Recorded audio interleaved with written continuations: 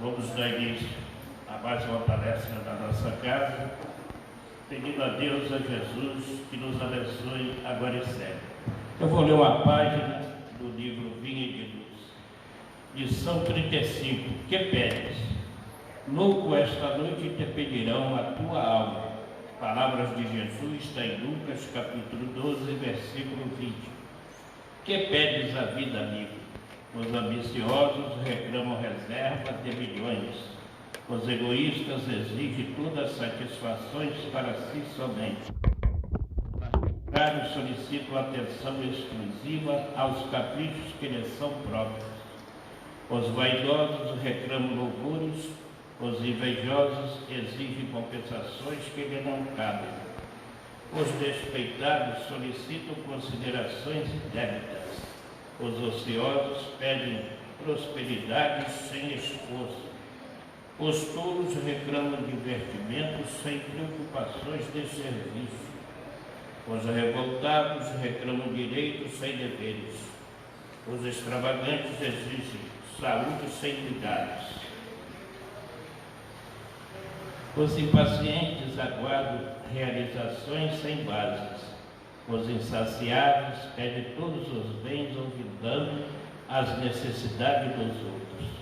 Essencialmente considerando, porém, tudo isto é verdadeira loucura, tudo fantasia do coração que se atirou exclusivamente à posse efêmera das coisas mutáveis. Vigia assim cautelosamente o plano dos teus desejos. Que pedes a vida? Não te esqueça de que talvez nesta noite pedirão ao Senhor a tua alma. Então está aí a lição 35 do livro Vinha de Luz, que possamos refletir a respeito dessa lição. Vamos fazer a prece e em seguida passar a palavra para o nosso amigo Roberto. Então vamos orar. Querido Jesus, bondoso amigo, abençoa cada um de nós no nosso dia a dia, no nosso trabalho, nos nossos lares, com nossos familiares. Ave Maria, cheia de graça, o Senhor é convosco. Bendita sois vós entre as mulheres e bendito é o fruto do vosso ventre, Jesus. Santa Maria, Mãe de Jesus, roga a Deus por nós, pecadores, agora e na hora de nossa morte, e assim seja. E assim, Senhor, passamos a palavra para o amigo Roberto.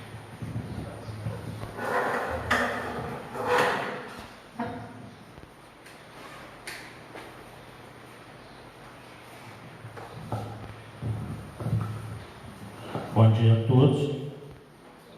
Que a paz do Divino Mestre Jesus esteja nos nossos corações agora e sempre. Hoje, na realidade, é uma palestra histórica, né?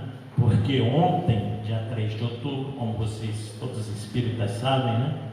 Nós comemoramos 216 anos de nascimento do codificador. Curiosamente, ontem mesmo eu recebi dentre várias mensagens,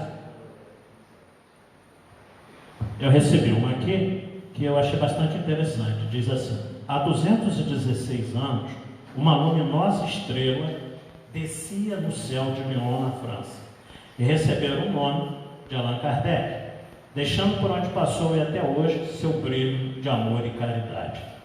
Eterna gratidão, Kardec. Na realidade, nós sabemos que ele nasceu com o nome de Hippolyte Léon Denis Rivail, nós vamos ver durante os slides, e o pseudônimo de Allan Kardec foi para que ele pudesse publicar a doutrina espírita. Uma coisa bastante interessante é que a gente sempre costuma dizer, alguns espíritas conhecem profundamente a vida e obra do codificador da doutrina espírita, mas muitos não têm a mínima ideia. E por que a gente quer fazer essa homenagem nessa manhã de domingo? Se a palestra fosse ontem, seria ótimo, que era o dia do aniversário dele. Mas nós estamos apenas um dia depois, porque exatamente a doutrina espírita existe em função do grande trabalho homérico desse codificador, desse homem fantástico. Então a gente costuma dizer, principalmente nós brasileiros, nós temos memória curta para a nossa história, né? E é bom a gente sempre estar falando de figuras como ele, porque sem ele, obviamente, o outro faria. Mas nós vamos ver a importância dele para a codificação espírita, o homem que ele foi, E por isso nós estamos na manhã de hoje fazendo essa pequena homenagem ao codificador da nossa doutrina. Essas são as fontes biográficas que nós tiramos, né? Vocês vão ver ali que está biobibliografia, porque bio é vida, grafia é escrita, né? É o trabalho que a pessoa desenvolveu. Então, ou seja, quando a gente fala de biobibliografia, nós estamos falando da vida e da obra dele. Se for só a biografia, é só a obra, né? Então, o espiritismo também é cultura, né? Então, porque vem do grego bios, que é vida, biblion, que significa descrever, né, a obra de alguém. Então, por isso, bibliografia. Vocês estão vendo ali, são essas fontes que nós tiramos. Esse trabalho da manhã de hoje. A família Rivail. Quem era o pai e a mãe dele? O pai dele era Jean Batista Antônio Rivail, que era um magistrado, um juiz de direito. Então, a partir daí, a gente já vê que era uma família que tinha uma certa condição financeira, eles não passavam grandes dificuldades. A mãe, Jeanne Luiz do Ramel, era do lar, porque naquela época, né, no século XIX, as pessoas, praticamente as mulheres não trabalhavam. Isso é uma conquista mais recente. Então, geralmente, as mulheres eram do lar. E, segundo a pesquisa que eu fiz, é curioso observar que ele chegou a ter 2 irmãos, mas que desencarnaram antes dele nascer. Uma chamava Heloísa, que viveu apenas 2 anos, e José, que viveu apenas 6 anos. Desencarnaram antes do Hipólito nascer. Bom, o nome dele de batismo é Hipólite Léon Denizar Rivail, que nasceu em Lyon, na França, na rua Sala, número 76, no dia 3 de outubro de 1804. Então, portanto, ontem fez 216 anos do nascimento do codificador. Como a família, eu disse há pouco para vocês, tinha dinheiro, o pai, procurando dar a melhor educação para ele, mandou ele para a Suíça, ainda jovenzinho, para estudar no Instituto de Yverdon, na Suíça, que era um castelo, né? Que era um castelo de Yverdon, com o grande mestre da época, Johann Henri Pestalozzi, que viveu de 1746 a 1827. É mérito pedagogo, ou seja, um pedagogo bastante reconhecido pelo seu trabalho, não só na Suíça, mas na Europa toda, considerado ao mesmo tempo como um dos precursores da escola nova, da pedagogia social e educação popular e da pedagogia moral. Então, nós vemos que alguns estudos que Pestalozzi desenvolveu na área da educação, eles ainda estão presentes na educação contemporânea.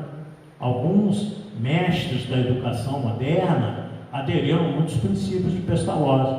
E o codificador também, Allan Kardec, antes Hipólite Léon Denizar Rivail, ele também tinha um conhecimento muito grande dessa área pedagógica, exatamente por ter estudado com Pestalozzi. E nós vamos ver algumas obras que ele publicou ali, que também estão inseridas em boa parte da educação moderna.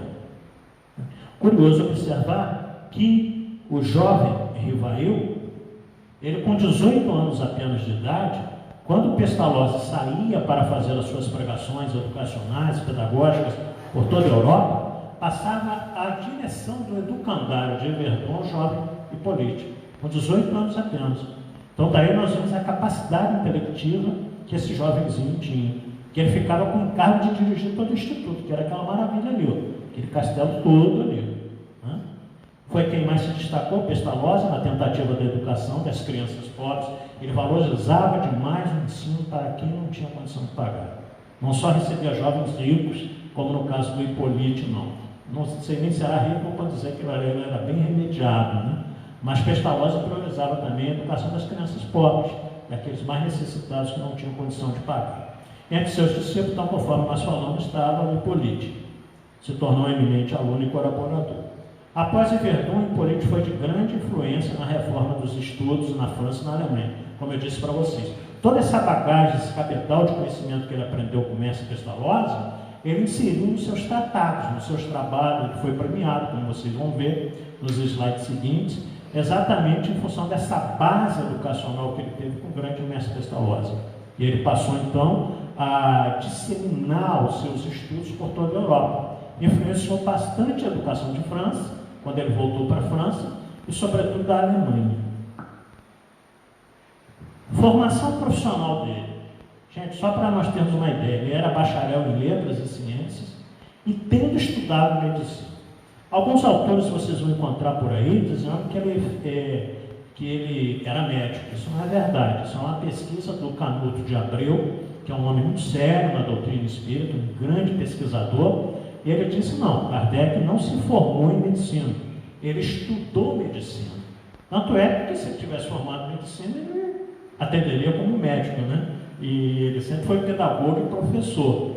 Mas ele realmente estudou bastante a área da medicina, a tal ponto de que, conforme nós vamos ver, dentre os ensinos que ele ministrava anatomia comparada. Então, ou seja, tinha um profundo conhecimento do nosso organismo. E para que você tenha conhecimento profundo do organismo, você tem que ter estudado alguma coisa na área médica. Falava fluentemente 5 idiomas: alemão, inglês, italiano, espanhol, expressava-se em holandês, né? Fluentemente nos 4 anteriores, em holandês ele sabia se expressar. E obviamente a língua natal, o francês, né? Porque a gente vê muitos brasileiros que conseguem expressar em português direito e quer falar outras línguas, né? A dificuldade que nós temos, também levando em consideração que o português é uma língua muito rica, né? Nós temos assim vocábulos diferenciados para quase tudo. O inglês, por exemplo, nem tanto. Eu não sei se vocês sabem, né? Copo em inglês significa que chama-se glass, né? Quem já estudou um pouquinho de inglês aí sabe. Só que tem um detalhe: vidro também é glass. Então fica um troço, né? Esquisito, né? Porque no Brasil você diz copo de vidro, beleza, isso aqui. Em inglês você diz glass de glass, né? Então nós vamos à pobreza da língua, né? Não tem assim essa riqueza que a língua portuguesa tem, que diferencia as coisas. Fundou um instituto quando ele voltou para a França com seu tio, nos moldes do Instituto de Verdun.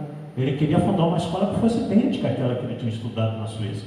Mas o seu tio era um bom vivant, gastava dinheiro em excesso nas jogatinas à noite, nas casas, até mesmo de prostituição e tudo mais. Em pouco tempo ele faliu. O tio faliu esse instituto. Mas Hipólito não se acomodou com isso não, desanimou não. Ele assumiu a contabilidade de 3 casas comerciais que rendiam 7 mil francos ano. Não era assim uma quantia expressiva, mas digamos assim, daria para sobreviver. Então aqui ele já estava tocando a vida dele sozinho, já não tinha mais pai, não tinha mais mãe, não deixaram herança, fortuna para ele. Ele já estava tocando a sua vida apenas com seu próprio trabalho.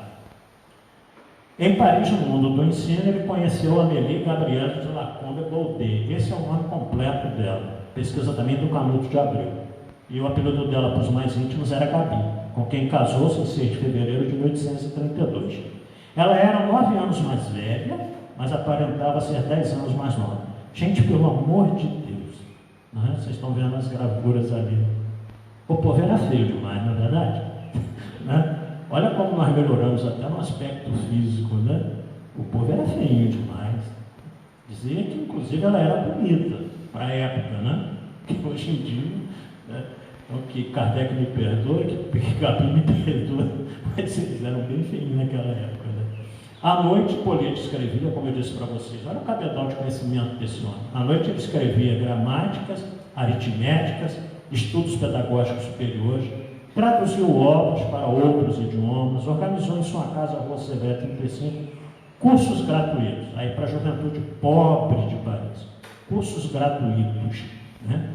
De química, física, astronomia, e aquilo que eu disse para vocês, anatomia comparada. Para dar aula de anatomia, você tem que conhecer o corpo humano. Então, realmente, ele fez estudos na área médica, mas não se formou, volto a dizer, em medicina. Tinha bastante conhecimento, né? Como muitos de nós podemos ter. Eu, por exemplo, tenho por norma, tenho por praxe, muitas vezes eu dedico algumas horas do meu dia estudando medicina na internet. Médico frustrado, que eu sou, porque eu não pude fazer medicina, não tinha condições para isso, mas eu adoro estudar medicina. Então, quando nós sofremos um acidente automobilístico em 2006, muitos de vocês devem lembrar disso, e a Miriam quase morreu. A Miriam passou por 3 cirurgias do abdômen, e o que eu fiz? Eu fui para a internet e me especializei em intestino. Me especializei na parte baixa, porque eu queria conversar com o cirurgião, com o médico dela, mais ou menos, tendo conhecimento do que ele estava dizendo, né? E às vezes, a segunda cirurgia dela, quando ele saiu do centro cirúrgico, eu estava esperando fora do centro cirúrgico, nós sentamos, ele me mostrou a foto do pedaço do intestino grosso que ele tirou dela. Eu dizia para ele, naturalmente, esse aqui então é o colo ascendente que você tirou, né? Legal, você conhece, né? Estou pesquisando, preciso saber, né? Então você tirou o colo ascendente dela, porque realmente estava estagnado ali. Então é bom a gente conhecer, né? A gente não consegue conhecer tudo, mas a gente pode conhecer uma boa parte se a gente se esforçar para isso. Então ele deu esses cursos gratuitos às juventudes pobres daquela época. Ele escreveu diversos livros pedagógicos. Só para vocês terem uma ideia do capital, de bagagem, de conhecimento desse homem, ele escreveu um curso prático e teórico de aritmética, em 2 volumes. Meu Deus do céu, aritmética é o meu problema nessa encarnação, tá? Eu estudo várias outras coisas, menos matemática aritmética, eu não consigo, eu não aprendo nada, eu costumo brincar dizendo, eu só sei as 4 operações, mesmo assim eu não gosto de repetir, que pode ser que dê resultado diferente, então eu faço uma vez só, né? Então eu não sei realmente matemática, nessa encarnação não dá para mim, eu desisti, pode ser que na outra eu aprenda, até brinco que meus 2 filhos se formaram em engenharia, cálculo puro. Eu até falo, né, às vezes, será que esses filhos são meus? Não é possível, né? Identificação nenhuma com relação a estudos, né? Adoro cálculos e eu detesto, né? Mas fica para outra, na próxima encarnação devo me dedicar um pouco mais, melhor à matemática. Plano proposto para melhoramento da instrução pública, gramática francesa clássica, olha a diversidade de ensinos que ele publicava. Manual dos exames para os títulos de capacidade, soluções racionais das questões e problemas da aritmética e de geometria. Na próxima encarnação vou pegar essa obra dele, para ver se consigo desenvolver alguma coisa. Catecismo gramatical da língua francesa, ditados normais dos exames da municipalidade e da Sorbonne. Isso quer dizer o quê? Ele preparava, inclusive, as pessoas para provas para o município, né? E para a Universidade de Sorbonne. Então ele preparava as pessoas com esse trabalho, esses ditados aí espontâneos. Ditados especiais sobre as dificuldades ortográficas, ou seja, quem tinha dificuldade escrevendo na língua francesa, ele publicou esse trabalho fantástico. E o final, o último, qual sistema? Gente, aqui está um resumo das grandes obras que ele publicou, porque é inúmeras. Não caberia aqui na nossa pequena tratado da manhã de hoje. E o último, qual o sistema de estudo mais em harmonia com as necessidades da época? Ele ganhou o prêmio da maior academia de ciências daquela época, que era a Academia de Arras, na França. Então ele foi homenageado na academia por esse trabalho. Ok? Bom, como é que começaram esses fenômenos? Nós sabemos que desde quando o homem existe na face da Terra, nós temos os fenômenos de natureza mediúnica. Né? Nós temos a manifestação dos espíritos. Desde quando o homem existe na face da Terra, na humanidade. Eu costumo até brincar dizendo, Kardec diz, no livro dos médios, na questão 59, que todos nós somos médios. Porém, só se considera médio aquele nos quais a manifestação está ostensiva. Porque qualquer um de nós na manhã de hoje aqui, com certeza já vimos um dia um vulto, já ouvimos uma voz e a gente procurou, não tinha ninguém. Arlete olhar, não tem ninguém. Tem alguém escondido brincando comigo. Então você já deve ter passado por uma situação dessa. Ter visto alguma coisa, né, assim. Eu costumo dizer, eu vi isso muito na infância.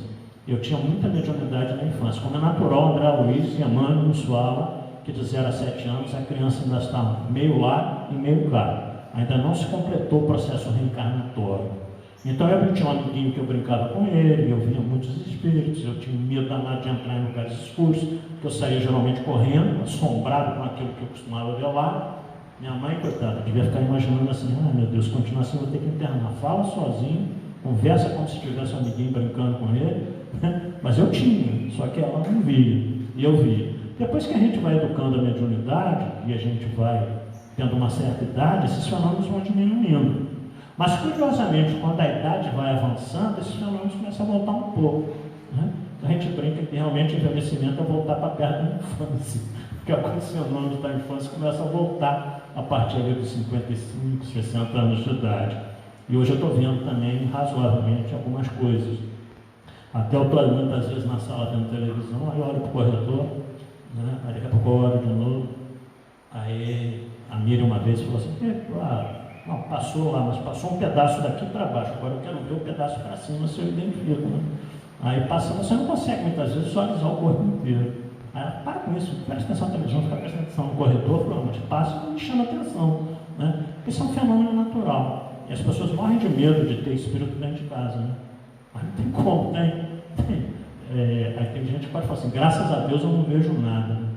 Então, é um fenômeno natural. Mas os fenômenos ostensivos começaram em dezembro de 1848, nesse lugarejo chamado Hydesville, que era o condado de Wayne, em Nova York, no estado de Nova York, em dezembro de 1848. Era um fenômeno de pancadas, ruídos, batidos. Essas duas jovenzinhas aí, bonitinhas também, não é verdade?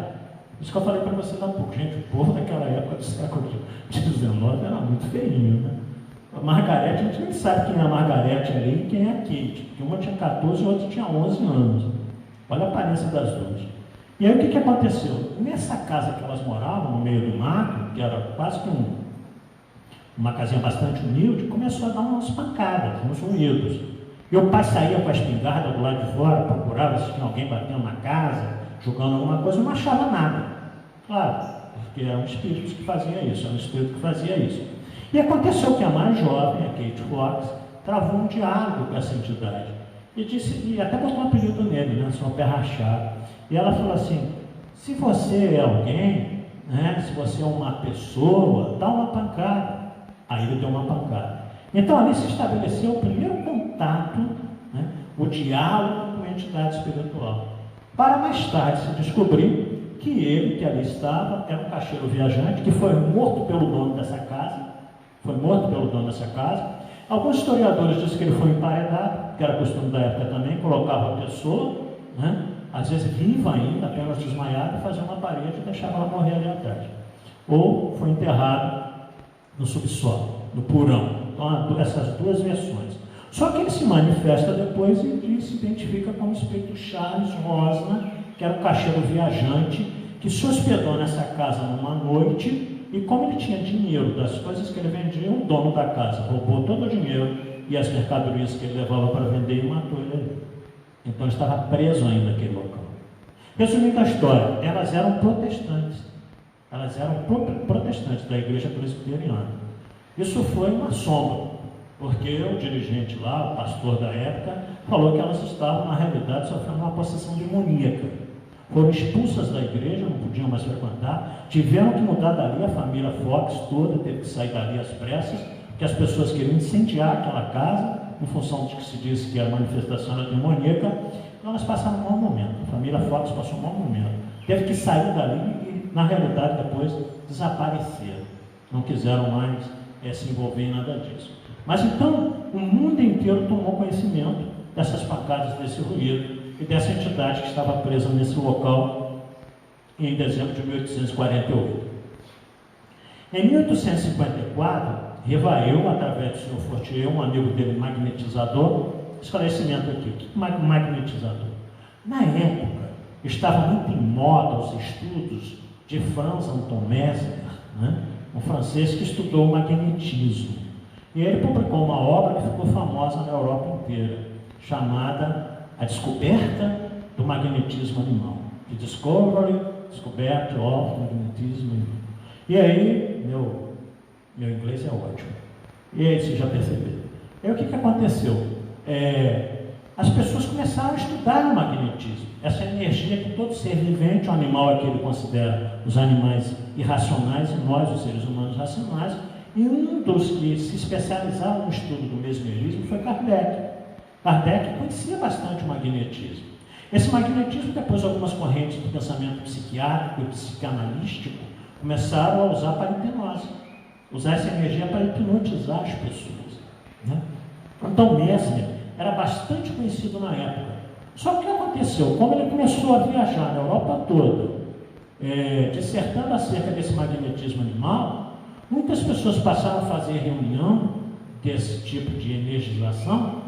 Mas aí entrou muito charlatanismo, entrou muita falcatrua, e o Mesmer acabou caindo até no descrédito.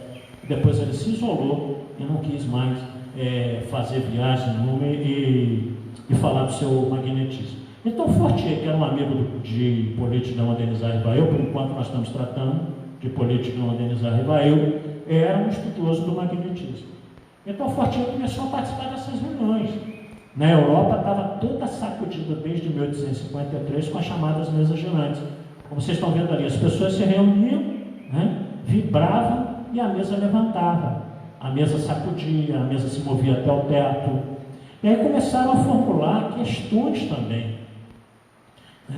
Tipo assim, se você é uma entidade, bata 2 vezes. Aí a mesa batia no chão 2 vezes. Então eles começaram a formar esse alfabeto através das pancadas. E aí o seu Fortier, como um homem de ciência, o Fortier convidou Hippolyte para participar dessas reuniões, já que ele é um homem de ciência. E qual foi a resposta que ele deu ao seu Fortier?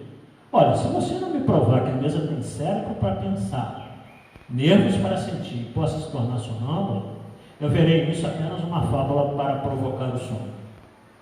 Em algumas traduções, vocês vão encontrar, eu não vejo nisso apenas um conto da carochinha, né? Ou seja, uma coisa que não é verdade, uma história criada. Então Hippolyte não acreditou, a princípio, no convite do seu Fortier para manifestar. Peraí, eu sou um homem de ciência, você está me chamando para ver mesa andar sozinha, mesa subir, mesa bater no pé, isso aí é armação. É o povo que está lá, está segurando a mesa, ele deve ter pensado isso. Mas ele respondeu para o senhor Fortier, se não provasse que ela tem cérebro para pensar, nervos, ou pudesse tornar sonâmbulo. Sonâmbulo é aquele que nós sabemos, né?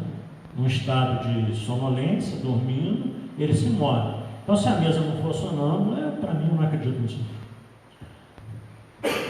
No ano de 1855, aliás, aquela gravura ali é a mesma do slide anterior, porém com uma observação. Embaixo vocês vão ver ali, se está conseguindo ler, né? Porque está meio desfocado. Essa é uma gravura da época de 1853 na Alemanha. Então nós vemos que não só na França, na Inglaterra, nas Alemanhas sobretudo, tinha essas reuniões para fazer essas mesas girarem, essas mesas dançarem. Então isso é uma gravura de 1853 na Alemanha. No ano seguinte, 1855, o senhor Carlotti, um amigo de 25 anos, corso, quer dizer, nascido na Córcega, que é uma ilha no sul da França ali. Então os corsos, por natureza histórica, eles são pessoas assim muito agressivas, né? Eles são muito firmes no trato. E o senhor Carlotti convidou então Hippolyte para participar. No ano seguinte, Fortier convidou em 1854, Carlotti em 1855. Ele tornou a não aceitar. E aí o que o seu Carlotti fez? Como o Carlotti era um homem muito bravo, de temperamento muito forte, ele virou para o Hippolyte e falou assim: como vocês estão vendo ali, um dia você será um dos nossos. Mas não falou tranquilo, igual eu estou dizendo, não. Falou bravo mesmo. Um dia você será um dos nossos. E a gente costuma dizer que praga não pega, tem praga que pega, né? Que essa daí pegou. No mesmo ano, em maio, no dia terça-feira, às 20 horas, na casa da senhora Panemazon, a rua Granger Balpelier, número 18, junto com o senhor Partier, que era um outro amigo, ele foi participar de uma reunião das mesas girantes. Então, ou seja, estamos brincando dizendo que a praga do Carlotti pegou, né? Falou, você vai ser um dos nossos, e ele foi. E ele foi participar. E aí ele viu pela primeira vez esses fenômenos das chamadas mesas girantes. Olha que coisa fantástica que ele disse. Entrevi naqueles fenômenos alguma coisa de muito sério, e com a revelação de uma nova lei que a mim me prometi aprofundar. Então, ou seja, a partir do momento que, como homem de ciência, ele viu aquilo e percebeu que ali não havia falcatruas, que ali não havia charlatanismo nem nada, como homem de ciência, ele falou: opa, espera aí, que isso aqui é muito sério. Então eu vou investigar, como homem de ciência, como é natural. E aí ele recebeu, nesse mesmo instante, quando ele resolve participar das reuniões, uma gravura ali mais ou menos, a mesa cheia, 50 cadernos com anotações de 5 anos de observação desse fenômeno, das reuniões mediúnicas. Então as pessoas iam anotando o que aconteceu na reunião. Deu 50 cadernos. Vocês têm noção do que são 50 cadernos de apontamento? Deve ser uma pilha, né? O mínimo dessa altura aqui até o chão, mais ou menos. Deram para ele. A princípio ele falou assim: não, espera aí, porque para mim E esses amigos aí, Carlote, René Talandê, Tiberê Mantese, Sardô Pai e Filho, Didier, o editor, disseram, olha, que se não for você, nenhum de nós tem condição de botar isso em ordem aí, de sistematizar, de aprofundar os estudos do que está escrito aí. Então ele aceitou essa missão. Vocês imaginam, de dia ele dava aula, como vocês viram, para a sociedade pobre do país, tinha toda uma atividade, fazia contabilidade de 3 casas comerciais, né? E à noite ele se dedicava a verificar esses escritos. À luz de vela, não existia energia elétrica à época, pena, que tinha que molhar na tinta e escrever, né? Não tinha notebook, não tinha essas maravilhas que nós temos hoje, tecnologia nenhuma, nem luz. E ficava até altas horas, na madrugada, relendo tudo aquilo. E por isso que ele ficou conhecido, um pseudônimo, ficou conhecido como codificador, porque o codificador é aquele que compila, coloca em ordem, separa por assunto, formata, sistematiza, e por isso ele ficou conhecido como codificador. Mais tarde, quando ele vai publicar, que nós vamos ver no próximo slide, ele adota o pseudônimo de Allan Kardec. Por quê? Porque o espírito Zéfiro, que se manifestou numa das reuniões que nós vamos ver a seguir, essas que aconteciam na casa da Panamazon, depois da família Baldin, e assim sucessivamente, esse espírito foi amigo dele quando eles moravam nas Galhas, que é uma região das Celtas, extremamente antiga, e ele lá, esse espírito Zéfiro disse, olha, nós dois fomos sacerdotes druidas, porque os druidas, na realidade, o corpo sacerdotal dos celtas, dos druidas, eram aqueles anciãos que orientavam as pessoas, que diziam as coisas como deveriam ser. Ele havia sido um sacerdote em época remota, lá nas Galhas, na região dos celtas. E aí o que aconteceu? O Zéfiro disse, olha, por que você não adota aquele nome de quando você era um sacerdote? Ele gostou da ideia. Para quê? Para diferenciar a obra espírita, a codificação da doutrina espírita, dos trabalhos dele como pedagogo. Porque senão, quem sempre bota o nome dele, alguém podia falar assim, mas isso aí é mais um trabalho desse homem que é genial, na área da educação, na área da pedagogia. Então esse trabalho é bem político. Né? E quer dizer, não haveria essa diferenciação do trabalho dele de emérito pedagogo, de homem de ciência, para aquele que veio com a missão de codificar a doutrina espírita. Então por isso que ele vai adotar esse pseudônimo depois. Mas pega esses 50 cadernos, vocês imaginam só? Leia aquilo tudo. E as coisas que ele ficava em dúvida, ele submetia às reuniões que ele já participava sistematicamente. E ele olhava aquilo e falou, peraí, isso aqui está meio esquisito, vou levar para a reunião. Aí ele levava para a próxima reunião que ele fosse participar e questionava os espíritos. Aí os espíritos respondiam a ele, e ele mandou questionários para vários médios, em vários locais da França e até para fora da França. Quando ele recebia todas as respostas de volta, vocês imaginam a dificuldade? Correios daquela época, que tudo era, né? Não tinha, vou mandar aqui pelo zap, daqui a 2 minutos vão me responder. Não tinha isso, era carta, escrita com pena, tinteiro. E aí escrevia aquelas cartas, mandava, voltava as respostas. Ele pegava as 10, 12, 15 respostas, compilava essas respostas, e aquelas que tinham mais coerência, ele publicava. Aí ele colocava de lado e falava, bom, isso aqui eu vou publicar, porque isso aqui está correto, porque a maioria opina sobre isso. Então, em função de que esses estudos eram feitos nessas casas aí. Ele passou a frequentar as reuniões semanais na casa da família Baldin, 2 jovens. Olha como a codificação espírita ela foi feita por jovens. E a gente hoje, nós, os que já estão mais um pouquinho avançados, né, em idade, às vezes a gente desconfia do jovem. Às vezes a gente acha que o jovem é incapaz, que o jovem não tem condição. Base da codificação foi feita por jovens.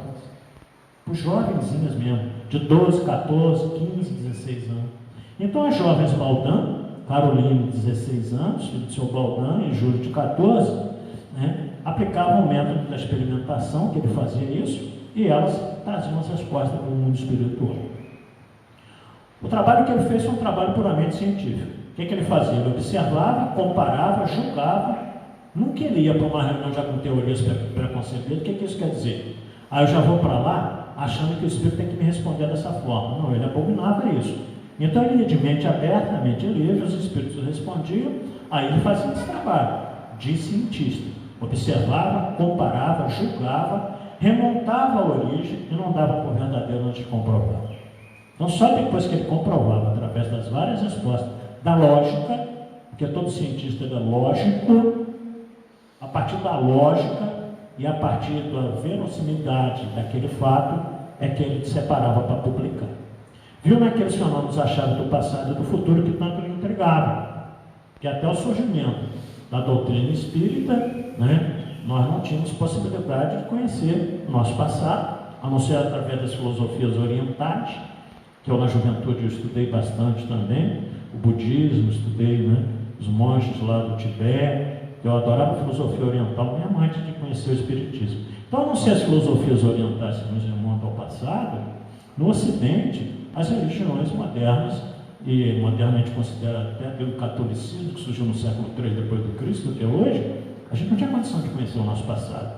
Doutrina espírita que veio nos aclarar isso. Então, como ele fala, então ele viu a chave do passado, a do futuro que tanto lhe intrigava. Uma das primeiras conclusões: os espíritos são almas desencarnadas e não sabiam mais do que a média da humanidade.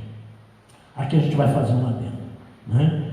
Nós vemos embaixo na questão 230 do Livro dos Médiuns, letrinha menor ali, o Espírito Erasto dizendo: é melhor recusar 10 verdades do que admitir uma única falsidade, uma só teoria, irmão.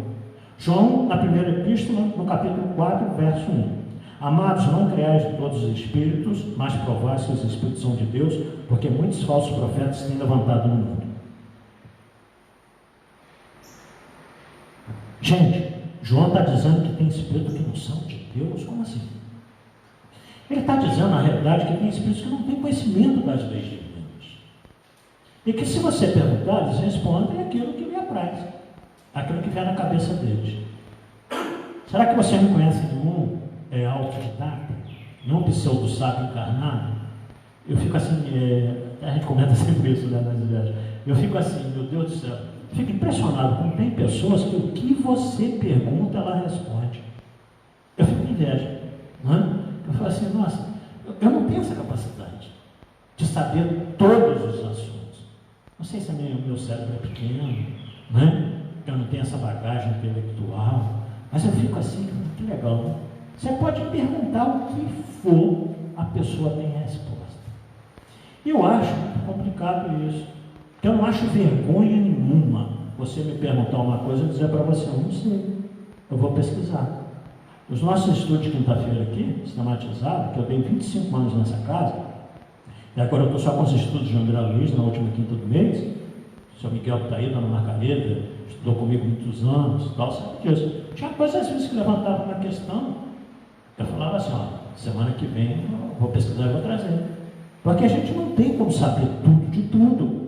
Você pode saber até um pouquinho, como eu costumo dizer, que eu estudo várias coisas, um pouquinho de algumas coisas, mas não de tudo. Então os espíritos são assim também. Então por isso que é muito complicado. O espírito falou, o espírito disse. Disse o quê? Então faz o correlato, submete à luz da razão. E se você ficou com dúvida, abomine essa resposta. Pode ser até que a resposta do espírito estava certa. E depois que você desencarnar, ele vai chegar para você: poxa, por que você não aproveitou aquilo que eu te disse? Era verdade. Não tem problema nenhum, não. Mas ele vai entender que você preferiu recusar a verdade dele do que, se fosse mentira, aceitar e passar para frente. Então é isso que João quer dizer. E é isso que Erasto diz. Gente, não é porque é espírito, nós precisamos saber a natureza desse espírito. Esse espírito realmente é um espírito bom, é um espírito que tem conhecimento. Há muitos anos atrás, na reunião mediúnica aqui da casa, o Dilson, que todos vocês mais antigos aí conhecem, eu já não frequentava mais a reunião mediúnica por causa do aumento das palestras, então eu tive que deixar a reunião mediúnica, porque as reuniões mediúnicas eram na segunda-feira, e que eu frequentava naquela época, e foi crescendo o trabalho. E se eu continuasse na reunião mediúnica, eu tinha que deixar de falar umas 10 casas espíritas. Então eu fiz uma troca. Falei: eu vou falar, se um dia eu deixar de falar tanto assim, eu volto para a reunião mediúnica. Mas foi um acerto aí com o mundo espiritual e eu fui. E aí o Dilson uma vez falou assim: Roy, vocês mais íntimos sabem também o meu período de infância, Roy, o Espírito se manifestou falando de você. Não é, Dilson? Mas ele falou rindo, um ar assim debochado, irônico. Eu falei, ô Dilson, não precisa nem contar. Não quero nem saber, eu não sei até hoje. Isso tem uns 15 anos atrás, ou 20, né? E eu não sei até hoje o que o Espírito disse. Porque eu falei, ô Dilson, não me interessa saber não. O Espírito que se manifesta rindo, ironizando, brincando, tem moral para falar de mim alguma coisa? Eu sei dos meus erros, mas eu não vou ouvir esse Espírito. Né? Até porque Espírito sério não faz fofoca da vida de ninguém, vocês concordam? Você imagina que Bezerra de Menezes falando, ó, a Rogéria, não sei não. Isso não cabe em Espírito superior. Isso não cabe em Espírito superior. Isso cabe em Espírito brincalhão, zombeteiro. Então não me interessa saber. Até hoje realmente eu não sei. O Dilson até ficou meio sem graça, né? Eu falei assim, Dilson, não precisa nem me contar. Se a natureza desse Espírito é essa, eu não quero nem saber. Né? Então é isso que ele quer dizer. Não é porque o Espírito falou que a gente tem que ir acreditando, não. A gente tem que averiguar. Como Kardec usava sempre o bom senso. Em 25 de março de 1856, na casa dos Baldans, o Espírito da Verdade se manifesta como superintendente de uma pleiade de espíritos, ou seja, ele, podemos dizer, simplificando, ele era o chefe de vários espíritos responsáveis pelo trabalho. Mais tarde, os espíritos Zéfiro, como eu disse para você, revela a ele da encarnação como druida e pede a ele que adote o pseudônimo de Allan Kardec. Em 30 de abril de 1856 também, na casa do senhor Rostand, não mais no Baldan, através da média Jafé, a Jafé tinha 15 anos de idade. Por isso que eu digo para vocês, que as jovenzinhas foram a base da codificação espírita através da mediunidade delas. Teve a primeira revelação da sua missão. Então o Espírito da Verdade se manifestou através da Jafé e falou da missão dele como codificador da doutrina espírita. Em 12 de junho, portanto menos de 2 meses depois, a Aline Carlotti, na casa dos Carlotti, confirma a missão. Ou seja, outra médium, em outro local, em outra reunião, diz para ele, realmente, você tem essa tarefa de ser o codificador da doutrina espírita. Preocupação dele, como seria natural. Mas e se eu falhar? Né? Vocês estão me dando uma responsabilidade enorme. Mas se eu falhar? Muitos de nós talvez já passamos por uma situação dessa. Né? Aqui, vou dar para você fazer isso assim, assim. Aí você fala, caramba, será que eu vou conseguir? Então essa é uma incerteza natural da espécie humana, da criatura humana. E ele perguntou, mas vem cá, isso não me dê conta. Olha a resposta sábia do Espírito da Verdade. Acaso pensa que os desígnios de Deus se assentam na cabeça de um homem só? Ou tu te virá substituir, porque o trabalho tem que ser concluído. Mas não lhe faltará assistência. Estaremos contigo até o final. Sempre que nos chamar, viremos em teu socorro. Então, ou seja, a missão é árdua, é difícil, que o Espírito da Verdade diz para ele. Sabe o que vai acontecer com você, assumindo a missão? Os amigos da primeira hora vão te abandonar. Você vai ser caluniado, você vai ser difamado. Você não tem noção do quanto virá sobre você, de injúrias, de palavras, né, de palavras de agravamento. Você não tem noção do que vão fazer com você. Detalhe, a sua vida será encurtada em função do trabalho que você vai realizar. Se você não aceitar, você vai viver mais. Se você vai aceitar, sua vida será encurtada, porque será muito trabalho, te desgastará fisicamente, né, ao ponto de você adoecer. Então o Espírito já estava advertindo o que ia acontecer com ele. Já estava advertindo. Por que muitos de nós fazemos? Se chega uma proposta dessa para vocês, você quer pegar esse trabalho aqui? Ó, mas todo mundo vai te criticar. Como se diz no popular, vão descer o porrete em você por aí. Você vai adoecer. Você vai viver 10 anos menos do tempo que você teria para viver. Quer pegar? Dá para pegar, gente? É complicado, né? Dá para aceitar? Ele aceitou. Ele aceitou. Já sabendo que tudo isso aconteceria com ele. Anos depois, ele escreve exatamente isso que o Espírito da Verdade disse.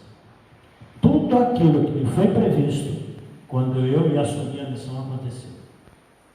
Falaram que a sociedade parisiense que nós vamos ver que ele fundou, que ele meteu a mão no dinheiro, que ele desenvolveu, vocês podem imaginar. Os amigos da primeira hora, deram vinho. Então ele sofreu todas as injunções que vocês podem imaginar. E desencarnou cedo, aos 64 anos, 65 incompletos. Ele não conseguiu chegar nem aos 65 anos de idade. Mas assim, em 18 de abril de 1857, surgiu em Paris, na França, o Livro dos Espíritos. Desde então, Kardec já informava que os autores da doutrina eram os espíritos superiores, não era ele. Que até hoje nós temos essa coisa, né? A doutrina espírita é de Kardec, não, ela é dos espíritos superiores. Ele teve um trabalho médico fantástico de codificar, botar em ordem, sistematizar e lançar. Já, na realidade, fazendo o quê? Aquilo que Jesus disse em João capítulo 14. Se me amais, guardar os meus mandamentos, está aí. Vocês vão lendo enquanto eu faço comentário. Né? Ou seja, a promessa do Consolador prometido já tinha sido feita em Jesus. Ah, mas peraí, Roberto, por que vocês espíritas são o Consolador prometido, Paracleto, prometido por Jesus? Porque olha o que ele nos fala, o que Jesus fala em João. O Consolador, que é o Santo Espírito que meu Pai enviará em meu nome, vos ensinará todas as coisas e vos fará recordar tudo aquilo que eu agora vos tenho dito. Aí, há anos atrás, eu fiz uma pesquisa, né?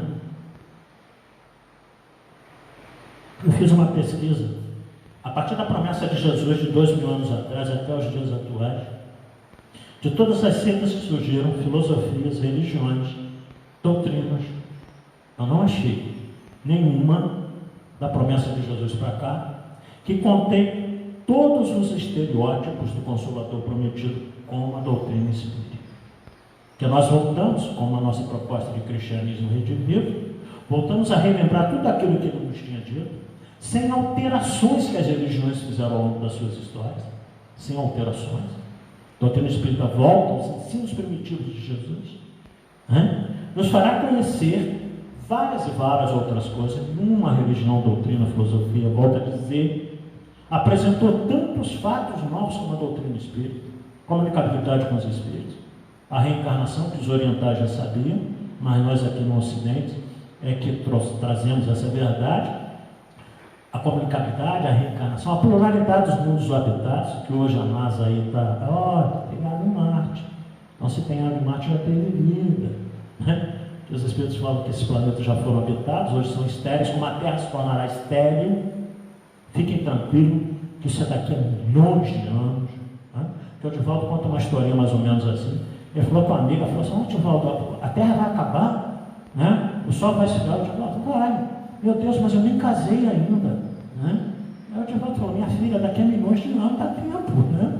Dá tempo. Não precisa ficar com medo, não. Daqui a milhões de anos. Então, ou seja, os espíritos falam da pluralidade dos mundos habitados, do Deus de amor e bondade que Jesus nos ensinou, né? Então, ou seja, trouxe todo esse cabedal de conhecimento que até hoje nenhuma outra trouxe. E nos consola pelo quê? Pelos ensinos, pela esperança, pela paz e pela consolação de nos explicar o porquê dos nossos sofrimentos. Então não houve nenhuma até hoje.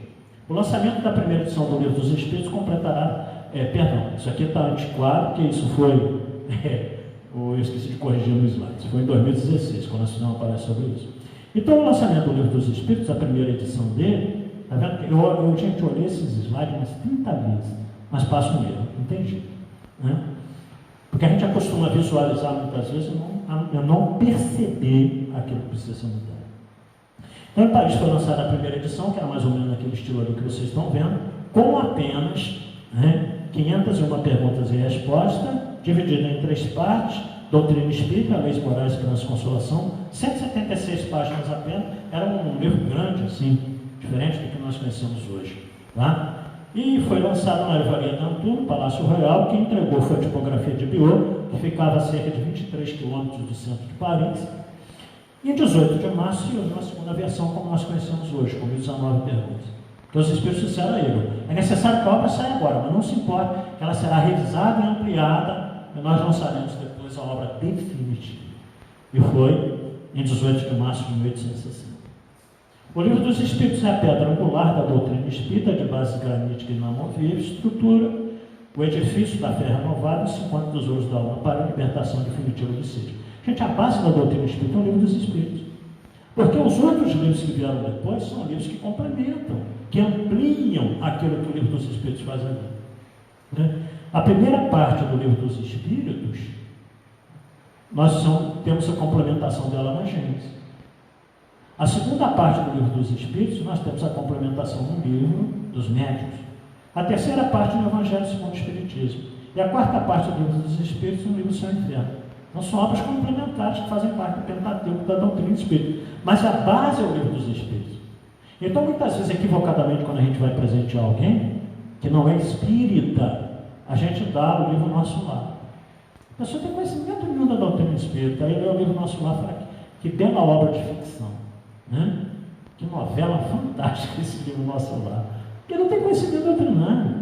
Então, a primeira obra que nós deveríamos dar de presente a quem quer que seja que não fosse espírita é o Livro dos Espíritos. Que a pessoa comece a aprender a doutrina espírita.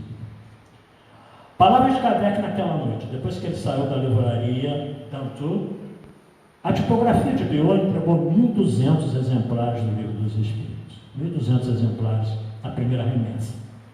Então, em casa Jacob abria à noite, né, ele faz isso daí. Mais de 100 exemplares no primeiro dia já foram vendidos ou doados. Cada volume será um grão de vida nova lançado no coração de um homem velho. Se algumas sementes caírem em corações maduros, haverá por certo gloriosas ressurreições. 1.200 sementes da verdade serão lançadas no terreno da opinião. Se só uma frondejar, nosso esforço não foi em vão. O que ele diz com isso? 1.200 obras. Se apenas uma dessas 1.200 obras modificar em alguém alguma coisa, já terá valido a pena. Olha que pensamento fantástico, né? Todo esse trabalho, se servir para mudar uma única pessoa, já terá valido a pena. Nós sabemos que mudou muitos milhões e milhões de pessoas no mundo inteiro. Em 1º de janeiro de 1858, portanto no ano seguinte, ele lançou a Revista Espírita, que durou até dezembro de 1869, que é o ano da desencarnação dele. A partir de março, quando ele desencarnou, os amigos ainda publicaram abril até dezembro dessa Revista Espírita. Ok? Em 1º de abril do mesmo ano, ele fundou, como eu disse para vocês, a atual Sociedade Parisiense de Estudos Espíritas. Depois ele publicou em 1859, que é o Espiritismo, o Livro dos Médios 61, Evangelho 64, Céu e Inferno 65, e a Gênesis em 68, terminando aquilo que nós chamamos do Pentateuco da doutrina espírita. Ok? Esse dia eu estava pensando, é curioso, né? Moisés lançou o Pentateuco dele, que são as obras dele, Gênesis, Números, Levítico, Deuteronômio, e Kardec lança o Pentateuco também, 3.600 anos depois. Jesus, há 2.000 anos atrás, depois que ele foi, nós podemos considerar aí os 4 evangelistas e o Atos dos Apóstolos, foi escrito por Lucas. Então Jesus deixou no seu evangelho um Pentateuco também. Porque a partir dos Atos dos Apóstolos nós temos as cartas de Paulo, aos Romanos, aos Coríntios, aos Filipenses, Tessalonicenses, Colossenses, Filemão, Hebreus, Tito. Depois nós temos o livro de João, de Pedro, de Tiago, até o Apocalipse de João. Mas nós vamos analisar 4 evangelhos, mas o ato que os apóstolos fizeram, depois da ida do Cristo para o mundo espiritual, o Pentateuco. Comparações que Jesus disse com a doutrina espírita, bem rapidinho. Jesus, eu não vim destruir a lei. Kardec, também o Espiritismo diz, não vem destruir a lei cristã, mas dar a execução. Vocês estão vendo ali, nas letras menorzinhas, tem as fontes, tá? Exaltando a lei do amor que rege o destino de todas as criaturas, disse Jesus, amai-vos uns aos outros como eu vos amei. Kardec coloca fora da caridade a nossa salvação, porque a caridade é a maior forma que nós temos de expressar o amor pelo próximo. Caridade é o amor em movimento, oportunidade que nós temos de operacionalizar o amor a benefício de alguém. Salientando o impositivo da educação, disse Jesus, sede perfeitos como perfeito é o vosso Pai Celestial. Kardec disse, ele conhece o verdadeiro espírito pela sua transformação moral e pelos esforços que emprega para domar suas más inclinações. O espírita não está perfeito, ele está a caminho da perfeição pertinente à criatura humana alcançar. Então, por isso que ele fala, pela sua transformação moral, que está em processo de elaboração. Nenhum de nós, se eu posso afirmar, me desculpe a sinceridade, mas nenhum de nós, na manhã de hoje aqui, concluímos a nossa transformação moral. Concorda? Nós estamos a caminho, não é? Se falar por mim, então, meu Deus, eu estou longe de conseguir essa transformação moral. Acredito em tudo aquilo que eu prego, mas não consigo muitas vezes praticar. O déficit que nós ainda temos, o nosso atraso, sobretudo moral. E os esforços que emprega para tomar suas más inclinações. Então, todos nós temos. Agora é óbvio também que a gente já conseguiu dominar várias delas, mas tem outras que ainda, às vezes, nos surpreendem. Né? Às vezes eu paro e penso, meu Deus do céu, você vai estar pensando essas bobagens, não era mais de pensar isso, mas faz parte da natureza humana, um dia chegou lá. Levantando a responsabilidade, louvando a responsabilidade, ponderou o Senhor. Muito se pedirá que muito recebeu. Kardec, aos espíritos muito será pedido porque muito não recebeu. Isso não há que nos amedrontar, não. Então eu recebi muito, vou ter que devolver muito, nada disso. Porque quanto mais você aprende, mais conhecimento você tem, mais você se livra das infelicitações do mundo, mais você se conecta às potencialidades superiores. Exaltando a filosofia da evolução, através das existências numerosas, disse Jesus: ninguém poderá ver o reino de Deus se não nascer de novo. Kardec nos fala: nascer, viver, morrer, renascer, ainda e progredir sempre. Tal é a lei. De acordo com o que Jesus diz. Consagrando a elevada missão, avisa o mestre: conhecereis a verdade e a verdade vos fará livre. A verdade só pode ser através de quê? De uma fé inabalável, que pode encarar a razão frente a frente em todas as faces da humanidade. Então Kardec nos fala que fora da caridade não há salvação, baseado naquilo que Jesus entendia como a caridade, questão 886 do Livro dos Espíritos: benevolência para com todos, indulgência para as imperfeições alheias e perdão das ofensas. Só praticar essas três coisas, nós estamos em acordo com o que Jesus nos prega de amar uns aos outros, como eu os amei. Kardec desencarnou em Paris no dia 31 de março de 1869, 64 anos, causa ruptura de um aneurisma cerebral, quando se preparava para mudar para uma casa maior na Avenida Segura. Seu corpo está enterrado no cemitério Père Lachaise, em Paris. À época, seus amigos reuniram anotações, textos inéditos em um livro lançado em 1890, com o título de Obras Póstumas. Então, Obras Póstumas não compõe o Pentateuco. Obras Póstumas é um apanhado de artigos que ele havia escrito, uma série de coisas que não haviam ainda sido publicados, alguns até que haviam sido publicados, mas ele estava revendo, e eles lançaram esse livro chamado Obras Póstumas, em homenagem ao codificador. Há muitos anos atrás, estava trabalhando aí na prefeitura, há muitos anos, e aí um amigo evangélico lá falou: Rabinho, você assiste esse DVD? Na época dos DVD, porque o nosso pastor lá fez uma palestra e gravaram esse DVD. Eu falei: beleza, assisto de tudo. Eu veio para casa. Aí eu devolvi para ele, uns 2, 3 dias depois, falei: aqui, faz favor para mim, joga isso fora, não passa isso para ninguém, não. Porque o que tem de inverdades aí, meu amigo, o que tem de inverdades, desta parte eu sou um estudioso da doutrina espírita. O seu pastor pregou para vocês, e o templo é grande, eu não vou dizer aonde, o templo é grande, para muitas pessoas. O seu pastor pregou para vocês que Kardec, antes de morrer no leito de morte, se arrependeu de ter lançado a doutrina espírita. Olha só a coisa que anda por aí. Meu amigo, ele morreu de uma ruptura de um aneurisma cerebral. Ele estava indo atender a porta, caiu fulminado na sala. Não ficou 10 segundos em cama nenhuma. De onde o seu pastor tirou isso? E no leito de morte ele pediu perdão por ter lançado a doutrina espírita. Então você vê o nível de maldade que anda por aí, Colocar um absurdo desse, não é verdade, para milhares de pessoas que acreditaram. Eu falei com ele: faz o favor, passa isso para mais ninguém, eu te aconselho até jogar isso fora.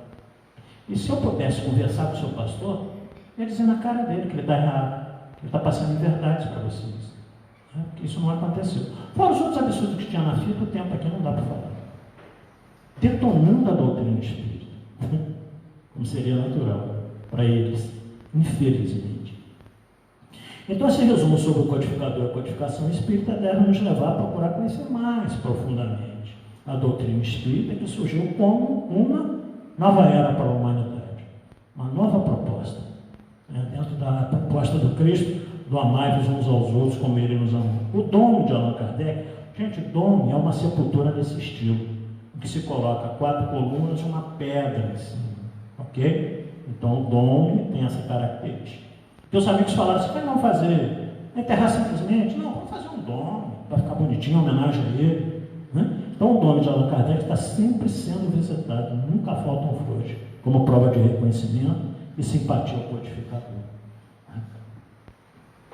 Então essa mensagem que a gente queria deixar amanhã para todos vocês, esse breve relato desse homem fantástico, que possibilitou que nós estivéssemos aqui hoje, na manhã de domingo, falando dessa doutrina maravilhosa que nos acolhe, que nos alberga, que nos mostra o porquê das nossas deficiências, dos nossos sofrimentos, de como a gente tem que encarar esse planeta ainda de expressões e provas, de tantas angústias, de tantos problemas, mas que vai se tornar melhor a partir do momento que nós conseguimos aplicar, como eu disse, muitos de nós ainda não conseguimos, eu me incluo nesse, a partir do momento que a gente consiga realmente vivenciar tudo isso que essa doutrina maravilhosa nos ensina.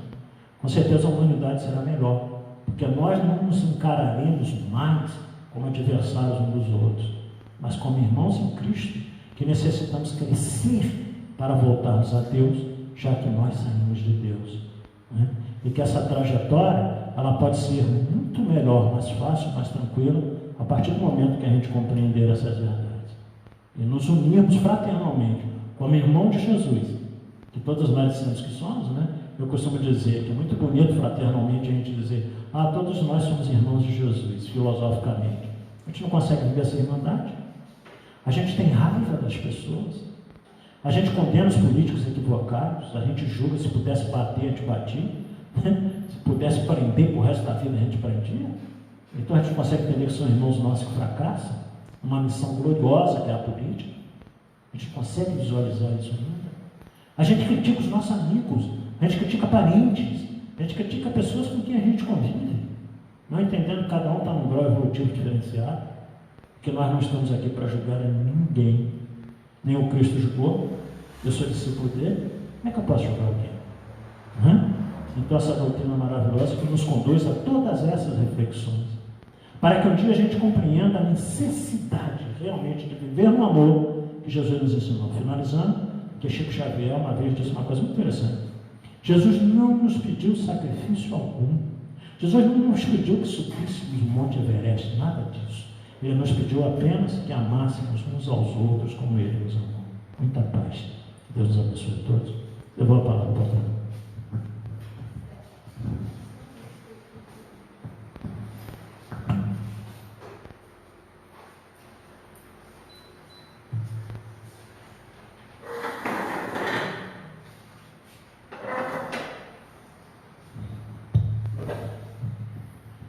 Nossa casa agradece a presença de todos vocês, agradece o Robilson pela palestra dessa manhã, e eu vou passar a palavra para ele, que ele vai dar os recados para nós, e em seguida fazer a prece de encerramento dessa primeira parte. Muita paz para todos. Pessoal, lembrando, né, o nosso almoço, dia 18 agora desse mês de outubro, a gente tem os convites na secretaria lá, R$15, incluída a sobremesa, refrigerante vendido à parte, a não ser para quem compra 5 convites, aí terá direito a um refrigerante de 2 litros. O menu é a feijoada francesa, tá? Tem também lá no site os ingredientes, é uma feijoada mate, sem aquelas coisas carregadas. Mas nós temos a opção para quem é vegetariano, para quem não come qualquer tipo de carne, nem de frango, né? Nós temos a opção também, podem vir tranquilos. E lembrando a vocês que será servido apenas marmitex, não terá o almoço presencial em função da pandemia, que nós estamos proibidos de fazer aglomerações. Então nós entregaremos aqui na recepção, aqui do centro, as pessoas chegam, a gente vai lá em cima, busca, tudo higienizado, tranquilo, pode ficar tranquilos, né? Levar para casa. E eu sempre brinco, vocês sabem disso, mas falando verdade, que a comida no centro espírita ela é fluidificada, então ela não engorda, não altera a pressão arterial, a diabetes, nada disso. Mas é bom tomar os remédios, aqueles que tomam normalmente. Mas pode ficar tranquilo que é uma comida leve e que vai satisfazer a todo mundo e ajudar a casa, porque a casa vive disso. Agora mesmo eu estava com a tesoureira lá na secretaria antes de começar, minha gente, a palestra, e ela me falando das nossas finanças. Então, se a gente não fizer esses tipos de eventos, fica difícil manter a casa. A gente paga luz, paga água, serviço de manutenção, limpeza. Nós temos o sopão, que a gente ajuda com alguma coisa, mas o pessoal da sopa ajuda com a maior parte do dinheiro. Mas é um gasto mensal que não é fácil, mas jamais, enquanto nós tivermos força e vontade, nós vamos deixar de fazê-lo, porque a gente alimenta aquele povo carente lá do Eldorado, em Três Poços. Então é um trabalho que não tem como interromper e a gente vai gastando, não tem jeito, né? Só que nós precisamos repor, pelo menos até repor. A casa espírita tem finalidade de ter lucro, mas nós temos grandes despesas. Então é isso, esses eventos que realmente angariam alguma coisa. Nós temos um quadro de sócio muito pequeno, as mensalidades, né, não conseguem atingir o patamar daquilo que a gente gostaria, mas mesmo assim a gente agradece a todos que contribuem mensalmente, porque isso também ajuda em muito mais despesa, né? Porque se for só os eventos que nós fazemos esporadicamente no ano, também não daria conta. Então é a mensalidade que segura muitas das nossas despesas aqui. Mas a gente agradece de antemão aqueles que comparecerem, que vierem buscar o seu almoço no domingo, dia 18, de meio-dia às 14 horas, né, Laurete? De meio-dia às 14 horas. Lá atrás, nós temos uma listazinha de doações. Falta muito pouca coisa a doar. Que nós estamos carecendo mais também de refrigerante, de 2 litros. Né? Quem puder trazer. Não? Já está ok? Então eu não tinha a última informação. A última informação é que os refrigerantes 2 litros estão ok. Né? E quem não quiser, pode falar. Nós estamos carentes de compra de convite, para as pessoas se Sim. Então vocês aí que estão nos assistindo na internet, vocês estão presentes aqui, comprar convite, né? Nós temos uma meta aí que a gente precisa bater para que, tipo assim, que realmente seja razoável o lucro do almoço. Não vai ser um grande lucro, mas que seja razoável dentro da pandemia. Nós entendemos as dificuldades e as limitações das pessoas em comparecer, e por isso nós estamos fazendo esse esquema, ok? E quem não quiser doar alguma coisinha, não quero comprar, posso dar o dinheiro? Pode dar o dinheiro para a Laurete, para a Angélica lá, que já ajuda para que a gente possa comprar alguma coisa, além, volto a dizer, para o lembrete da Laurete, dos convites. Então, nosso aviso é esse. Nós temos o trabalho de passe, com 4 cadeiras lá para 4 passistas, aqueles que se sentirem em condições de dar passe, e aqueles que precisarem de passe, aguardem no salão, que nós vamos chamar. Então, eu vou voltar ali para fazer tudo. Só isso, Felipe? Próxima palestra, Felipe, quarta-feira? Tá rolando. Quarta-feira nós temos a palestra do Carlos Luiz, nosso irmão aqui da casa, foi presidente há muitos anos atrás, um grande trabalhador aqui da casa. Ok? Compareçam, que nós estamos funcionando com a capacidade de 30%, e compareçam os internautas também. Ok? Então devolvo para o Altamir fazer a nossa prece de encerramento. Não é? Então tá. Então vamos agradecer a Deus essa oportunidade, aqui estarmos nessa manhã de domingo, com essa temperatura extremamente agradável, uma chuvinha que veio amenizar um pouco esse calor, que veio molhar as nossas plantas, porque tudo que vem de Deus é salutar, é bom, e a gente precisa reconhecer. Mesmo aquilo que nós achamos que não é bom, na realidade Deus sabe que é necessário para o planeta e para todos nós. E assim, para encerrar essa primeira parte e passarmos para os trabalhos na Câmara de Paz, nós queremos rezar a oração que Jesus nos ensinou. Pai nosso que estás nos céus, santificado seja o vosso nome, venha a nós o vosso reino, seja feita a vossa vontade, assim na terra como nos céus. O pão nosso de cada dia nos dai hoje, perdoai, Senhor, as nossas ofensas, assim como nós perdoarmos a quem nos tem ofendido. E não nos deixeis cair nas tentações do caminho, mas livrai-nos de todo mal, porque são teus o reino, o poder e a glória para sempre. Nessa prece nós pedimos permissão, então, para dar por encerrada a palestra, a primeira parte da manhã de hoje. Que assim seja, graças a Deus. E obrigado a todos vocês que assistiram pela internet e vocês que estão aqui no salão.